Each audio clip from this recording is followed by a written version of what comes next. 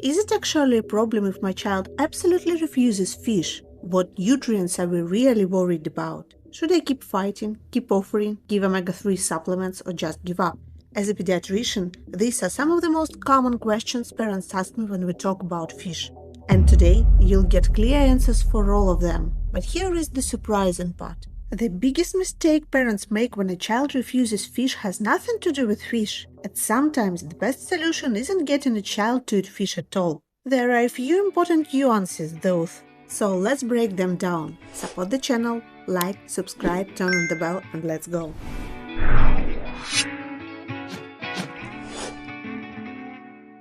So let's start with the big question. Is it actually a problem if your child won't eat fish at all?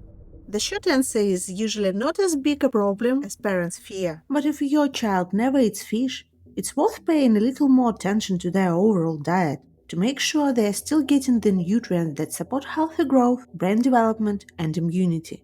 To understand why, let's look at what we are actually getting from the fish in the first place. First, fish is a good source of protein and iron. The good news? If your child eats meat, this is usually much less of a concern. But you can check out this video to make sure your toddler isn't showing signs of iron deficiency. Second, fish is one of the richest natural sources of vitamin D. But fortunately, this is one problem we have largely solved. In many countries, infants and toddlers routinely receive vitamin D supplements during the first years of life. And for older children, the need of additional vitamin D depends heavily on where you live, how much sunlight they get, and what their diet looks like. So that's something best discussed with your pediatrician. Third, fish is one of the main dietary sources of iodine, a nutrient that's absolutely critical for healthy brain development. For older children and adults, this is often solved simply by using iodized salt. But toddlers aren't supposed to eat much added salt. So what happens if they don't eat fish either? Here is the interesting part. Fish doesn't make iodine. It gets iodine from the marine food chain. And today, many farm animals receive iodine-enriched feed as well. As a result, foods like dairy products, eggs, poultry, and meat often contain iodine too. So if your child refuses fish completely, one practical thing you can do is make sure they are regularly eating other animal products that contribute iodine in the diet. This is always indicated on the packing. And now we come to the nutrient that is both the most important and the hardest to replace.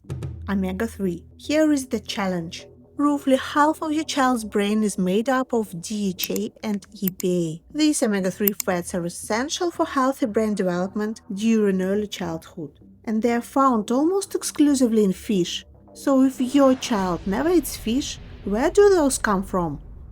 Eggs, especially pasture-raised or omega-3 enriched eggs, are one of the few non-fish foods that contain meaningful amounts of DHA. Try to include them in your child's daily diet. Many children's dairy products, yogurts, and other foods are fortified with omega-3s. Quick tip: check the label for DHA and EPA specifically. A product that simply says omega-3 may only contain plant-based omega-3s, which don't provide the same benefits for the brain.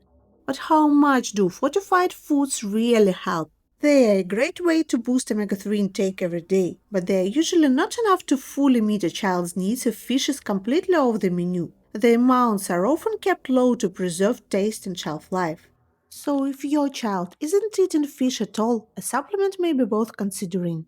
So at what age should children take an omega-3 supplement, and how do you choose one? If your child is no longer regularly receiving breast milk or infant formula, that's usually when parents start looking at supplements. For children ages 1 to 3, liquid omega-3 supplements are usually the easiest option. For children over 3, gummies or capsules can work well. Most importantly, don't focus on the total amount of fish oil. Check how much DHA and EPA the product provides and whether it covers a meaningful percentage of your child's daily needs. And now, remember that mistake I mentioned at the beginning? It's turning fish into a bottle. So, should parents keep fighting to get fish into their child's diet? My short answer: no fighting. Pressure is more likely to create a lifelong dislike of fish. Instead, keep offering it regularly and without pressure, and let your child see you enjoying fish yourself. Provide your child with essential nutrients from other foods and supplements, as we discussed today, and give it time. In the long run, that approach works much better. If you are wondering which strategies are actually worth trying and which ones make things worse to help your child eventually learn to eat fish or any other healthy food they're refusing right now, check out the video on your screen. But many parents eventually run into a bigger challenge. Their child starts refusing entire food groups. And surprisingly, that's not always a problem. In fact, many eating behaviors that worry parents are completely normal stage of development. How do you know when it's normal and when it's a red flag? That's exactly what we are talking about in the next video. See you there. Kids by Science, where proven wellness for kids meets real life.